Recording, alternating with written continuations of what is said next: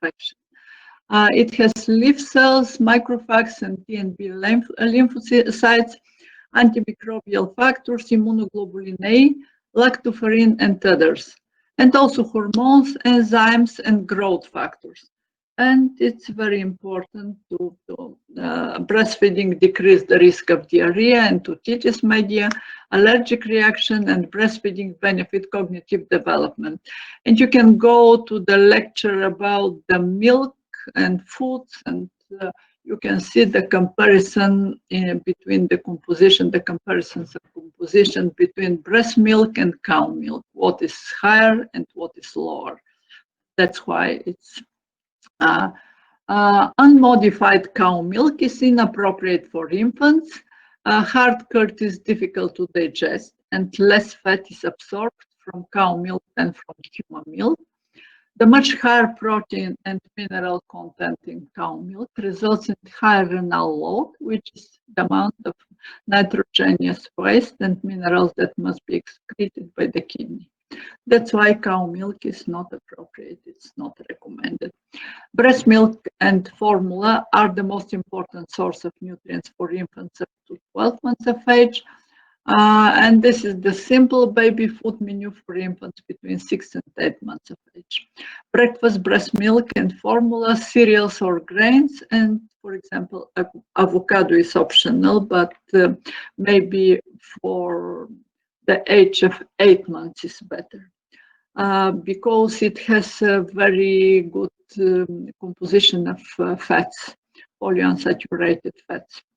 Lunch, again, breast milk or formula, rice and cereals, and sweet potatoes or apple. Sweet potatoes are recommended because they have they are less allergogenic foods, and they have finer, low fiber content compared to other ordinary potatoes. And dinner, pear sauce, vegetable mix, and whole cow milk as a drink should not be introduced until the 12 months of age.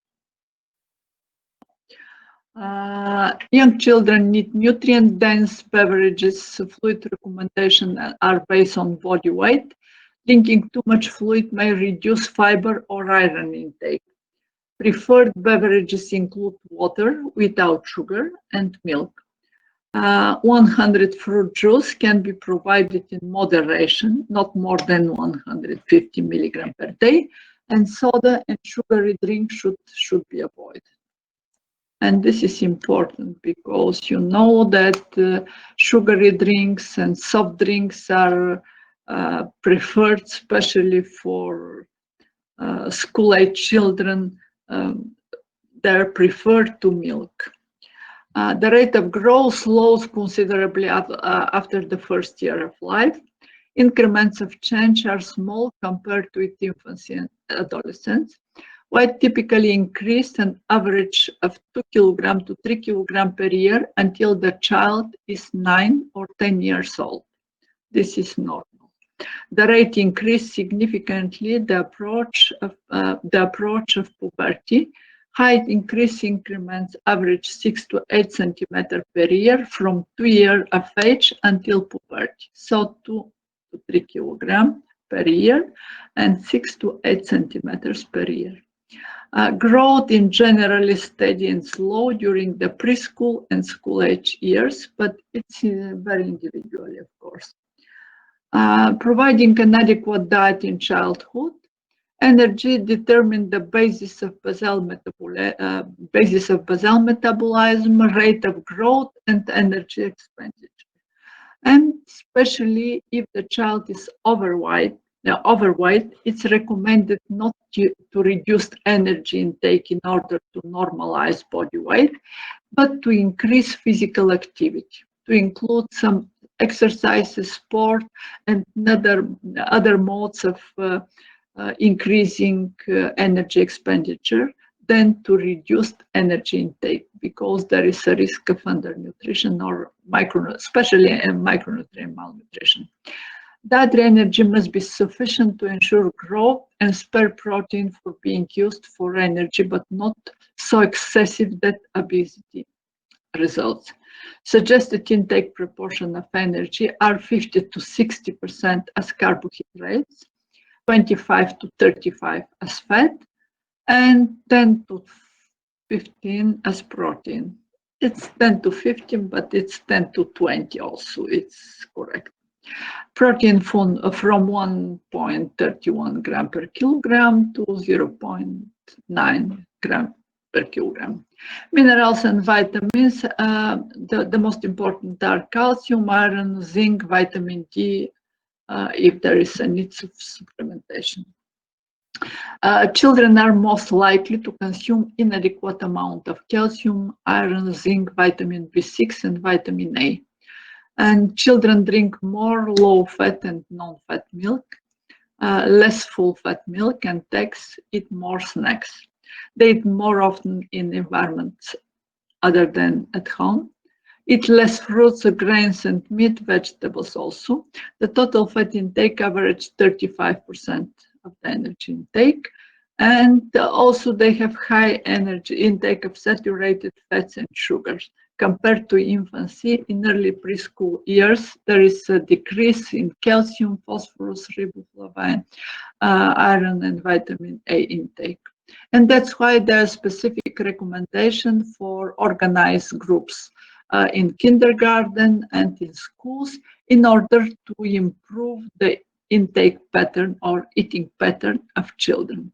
To increase fish intake, to increase fruits and vegetables and fiber intakes, and to increase also vitamin C and iron, and to reduce the sugar, simple sugar and saturated fat intake. And there are developed recommendation, standards, and recipes in order to improve organized nutrition and to teach children how to eat properly. Food behaviors, eating habits from early in life, children will adapt to food offered to them. A variety of food should be offered to young children. A child may need to be exposed to a new food at least 10 times before accepting it. Children are neophobic. They don't like it. Means that they don't like to taste different foods, new foods, unknown foods. They prefer sweets and they prefer fatty, but especially they prefer sweets. And that's why it's very important to introduce and to be parents and caregivers to be insistent when introducing new foods, at least 10 times before accepting it. So very persistent and insistent. Division of responsibility, parents, it's very important to know what food, when and where to offer this specific food. And for children, whether or not to eat and how much. Cleaning the plate may encourage overeating. It's not recommended to encourage them to clean the plate or to eat everything. It's better to put small amount of foods in the plate and to leave the child to make its own choice. Vegetarianism in young children, they can grow and develop normally on a well-balanced vegetarian diet. Vegetarian foods such as beans, nuts, seeds, and whole grain are high in fiber. Multiple servings per day may exceed a young child's fiber needs. That's why good sources of calcium, iron, and zinc need to be included in the diet, and that's why it's important to include animal foods, milk and dairy, and chicken and fish. Supplementation of vitamin B12 may be necessary if children are vegetarian. And this is the life cycle nutrition childhood through adolescence. This is the pyramid, and physical activity is encouraged. And this is the everyday a small amount of food from each food group: cereals, vegetables, fruits, milk, and meat and bread.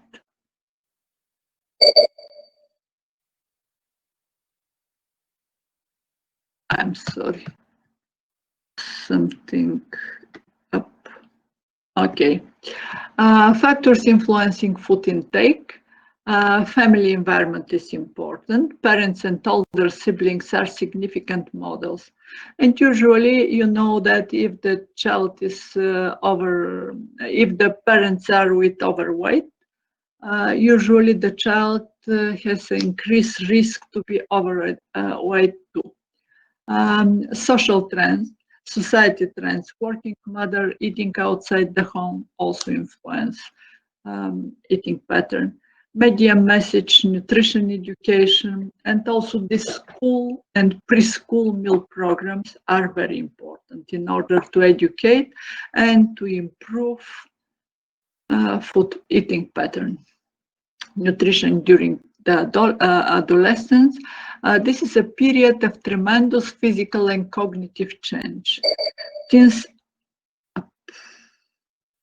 Teens are nutritionally vulnerable because of increased need for all nutrients at a time when changes in lifestyle and food habits greatly affect nutrient intake.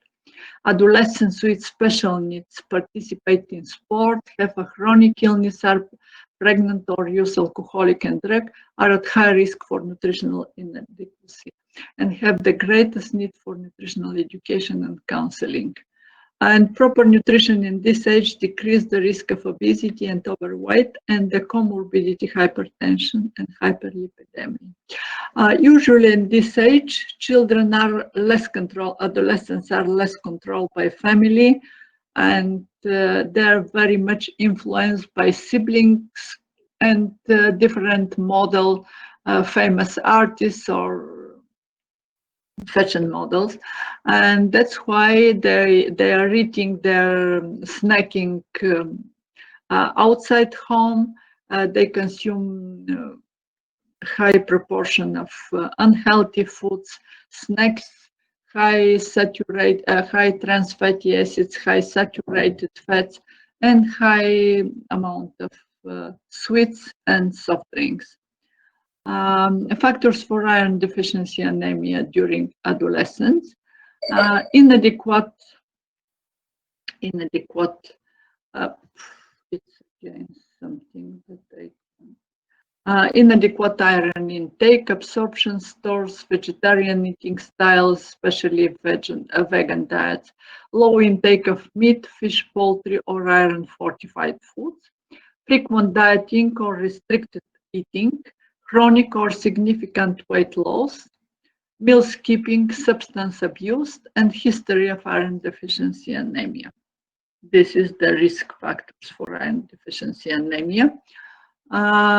Also, heavy or lengthy menstrual period, rapid growth, pregnancy, recent or current, inflammatory bowel diseases, chronic use of aspirin, non-steroid anti-inflammatory drugs, participation in endurance sporting, long distance running, swimming, cycling, intensive physical training, and parasitic infection.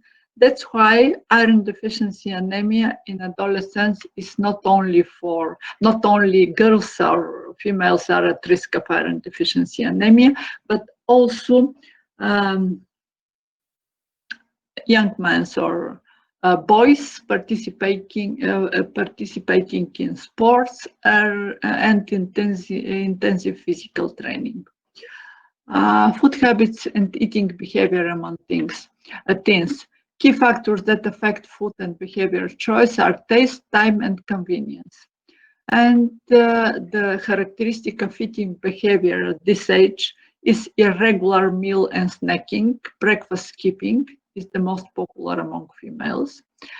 Snacks are high in added fats, sweeteners, and sodium. And fast foods and convenience foods include foods from vending machine, convenience grocery, canteen or school stores. Food are low of vitamins, minerals, and fibers, and high in fats and sugars and sodium. So vending machines are the enemy of healthy eating. Food habits and eating behavior among teens. Family meals. The frequencies to which adolescents eat meals with their families decrease with age. Media and advertising, dieting and body image, vegetarian dietary pattern, eating disorders, and obesity. And this is the child obesity. You are familiar with this chart. Body mass index is the measurement tool using to determine weight status.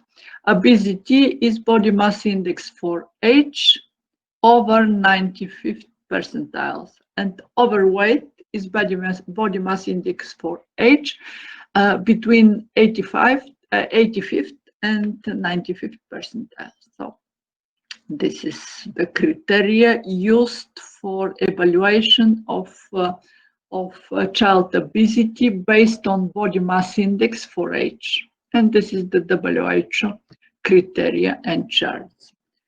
What is considered child obesity? Condition of a child having too much body weight for his or her height.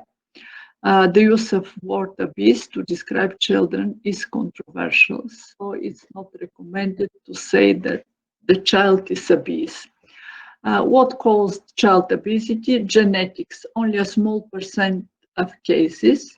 Environment, excess kilocalories, inadequate exercise, obese parents, and prenatal overnutrition, of course. Excess calories. Regular soda, candy bars, potato chips, many of these products are sold within school building through vending machines or the cafeteria. This is also for students in our faculty. The vending machines are the main source of snacks. Also available in most convenience stores and shopping centers, typically replace healthy options such as milk, water, or fresh fruits and vegetables. Increase portion size at meals and snacks occur both within and outside the home. This is the promotion of some unhealthy snacks, making the packages bigger and including some presents, some small presents inside. Food preferences of children. High sugar and high fat foods are often preferred by school-age children. This could lead to excess kilocalories intake. These preferences are informed by overexposure to television advertisements featuring appealing characters or famous spokespeople, and modeling of parent or sibling eating behavior. What is the sugar cause attention deficit hyperactivity disorders? The question occurs when children are inattentive, hyperactive, and impulsive. No cause has been identified, but a high sugar intake has been proposed to cause hyperactivity behavior. American Dietetic Association conclusion, they say that sugar intake does not have an effect on behavior or learning. It means the risk is only on body weight. And American Academy of Pediatrics say that not evidence exists that attention deficit hyperactivity disorders is caused by eating too much sugar. And of course, this is what is your opinion. High sugar is not the best one, simply this simple sugar intake. A low level of exercise occurs in school-age children due to increased screen time, exposure to a television, computer, or video games, less access to physical education in school, and increased use of car for transportation. But also less sleep, less hours of sleep also can cause can increase the risk of child obesity.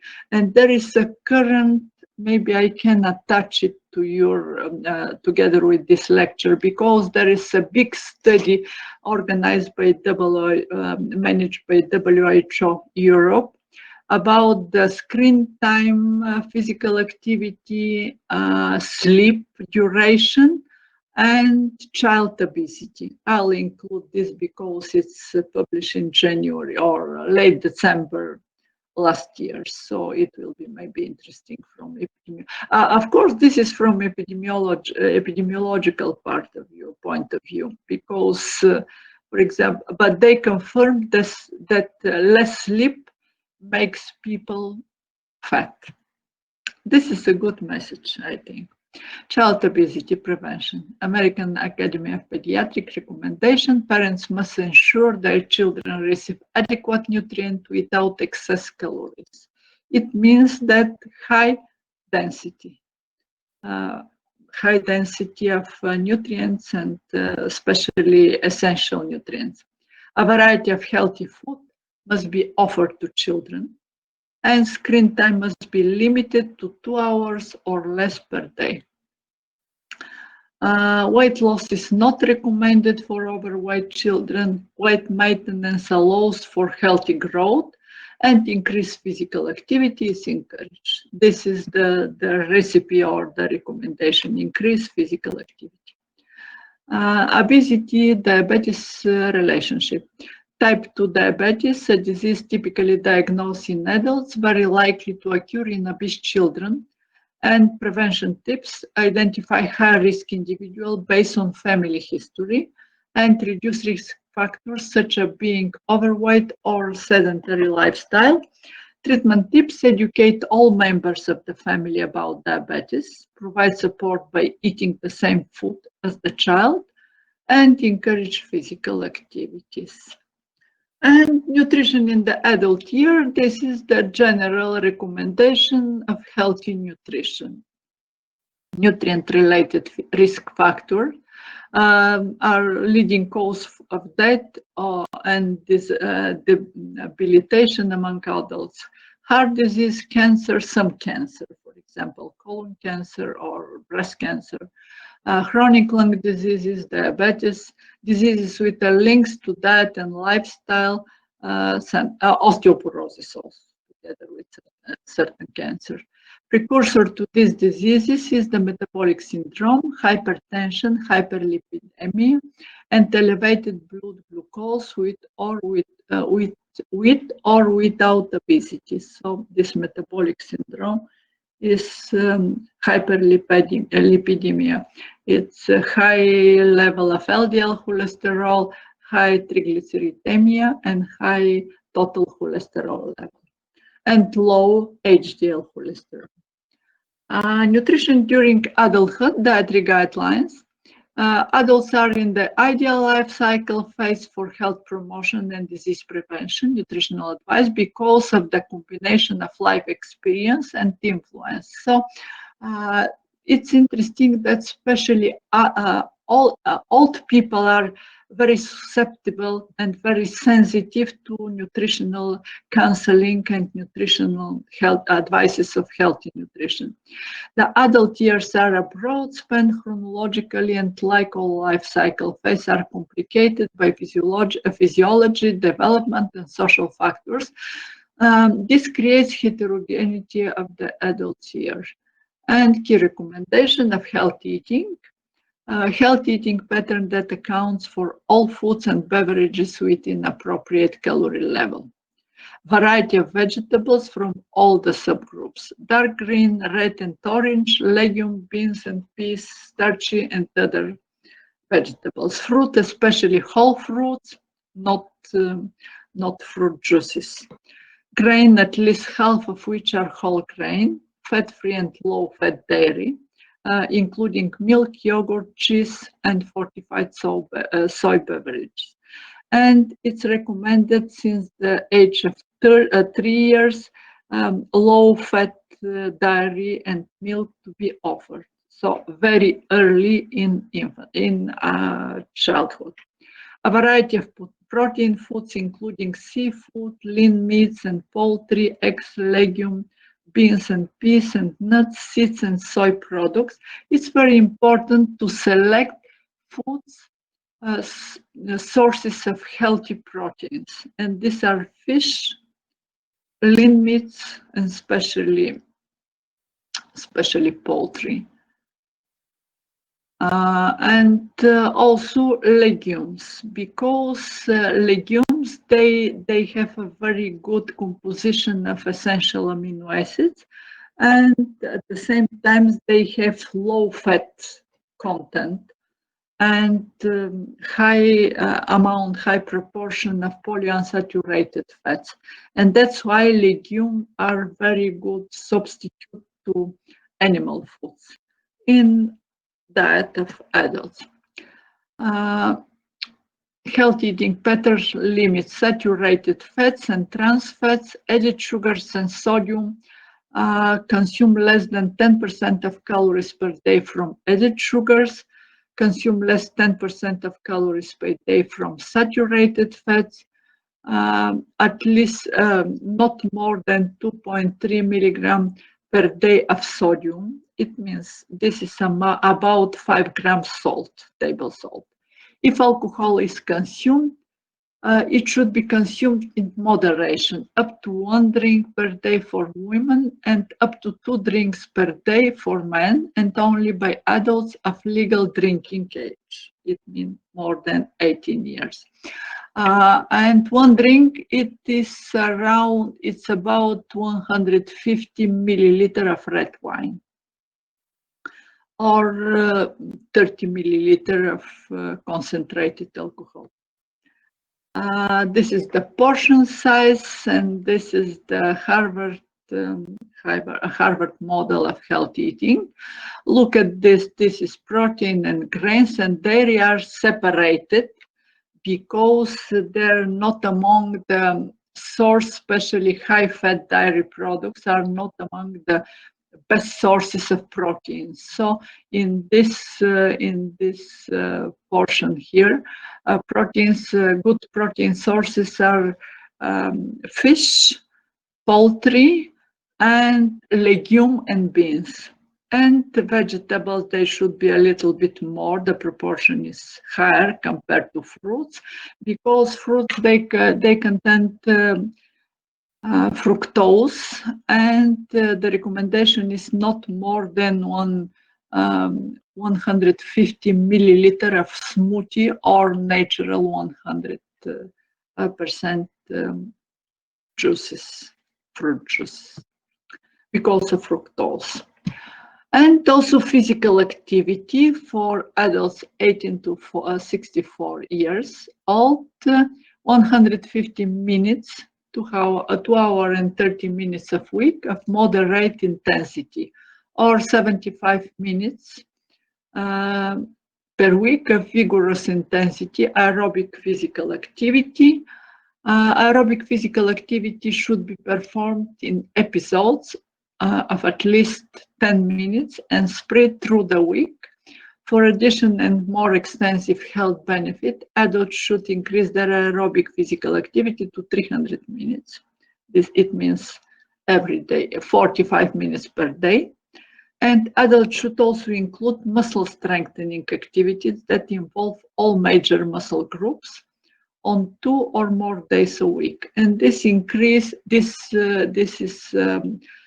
directed for prevention of osteoporosis. Nutrition in aging. I think that we already mentioned this, but nutrition in health promotion and primary disease prevention, this is the ideal time to pair healthy eating with physical activity, because people they're usually retired and they have more time to take care for their health. Physiological changes, I'm repeating this: decline in physiological function, body composition, fat mass and visceral fat mass increase, and lean muscle mass decrease.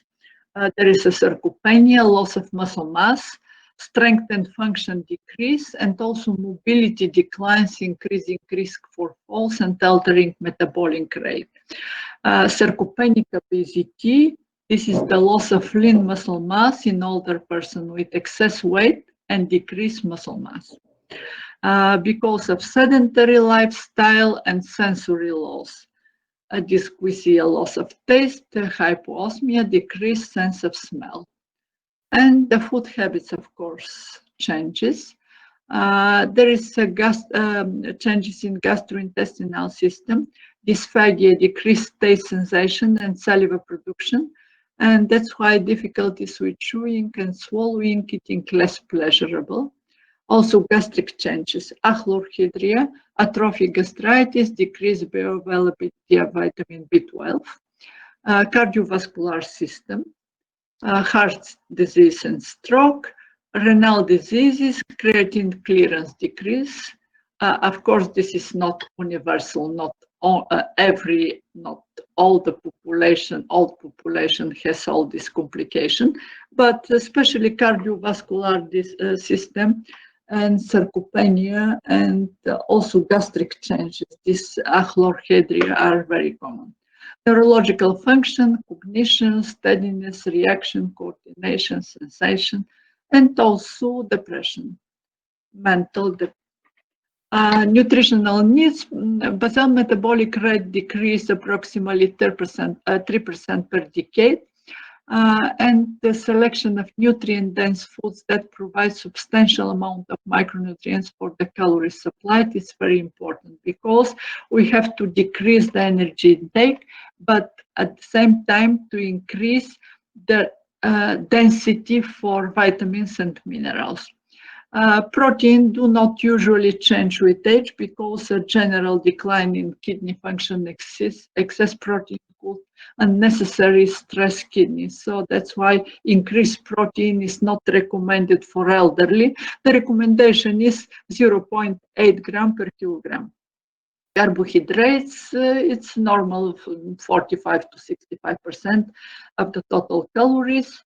And also it's recommended to increase the intake of complex carbohydrates and fruits providing fibers and essential vitamins. And the recommendation for lipids is between 20 and 35 of total calories and less than 300 milligram cholesterol and less than 10% saturated fats.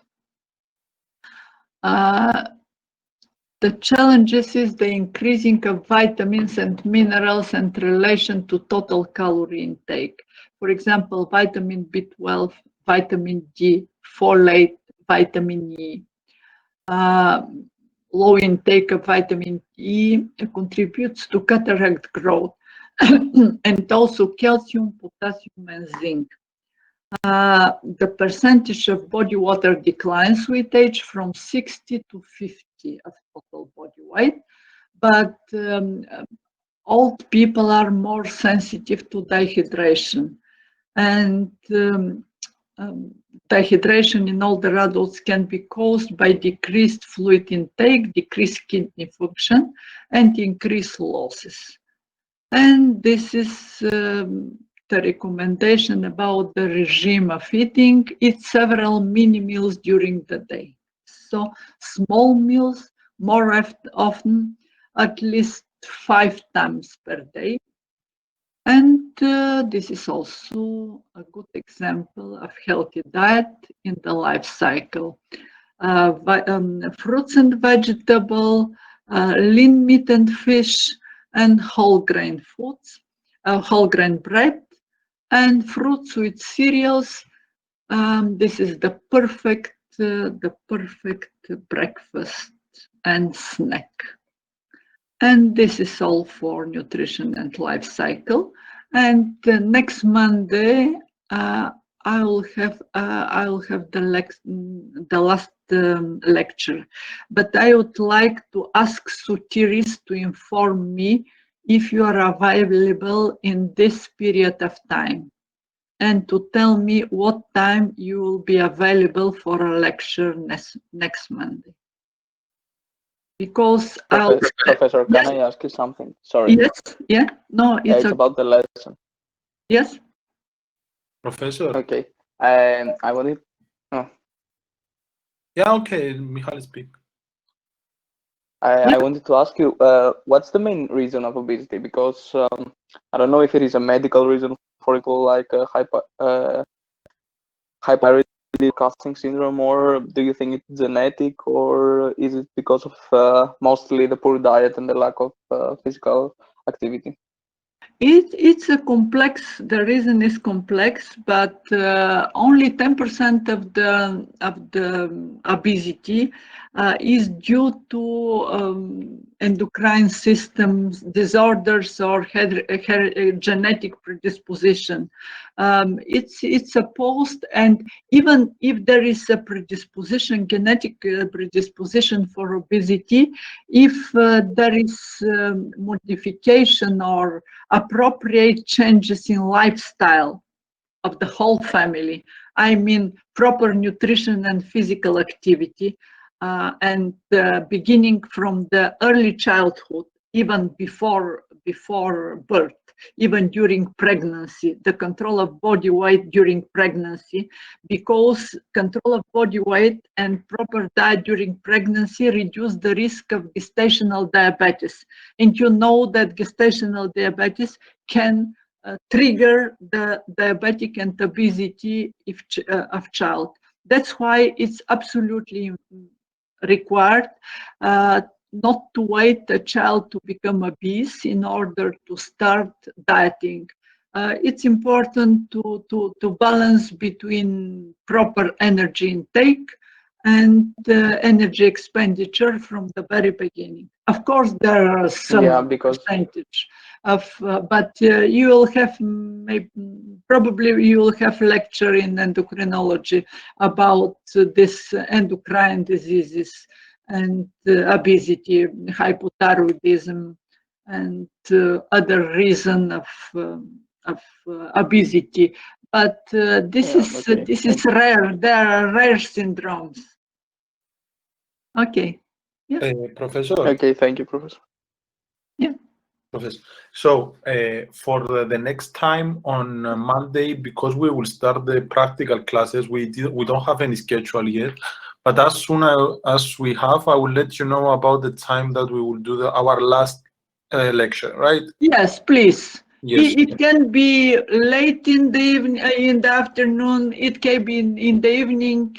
Anyway, it depends on your schedule because they are still not placing the new schedule. So it's I'll be happy to know about the exam now.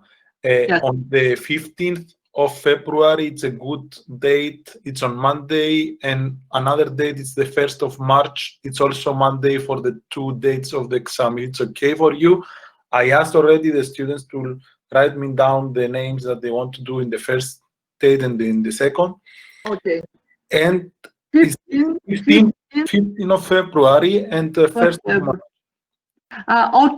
Okay, 1st of March, but please check your schedule for practical exercise.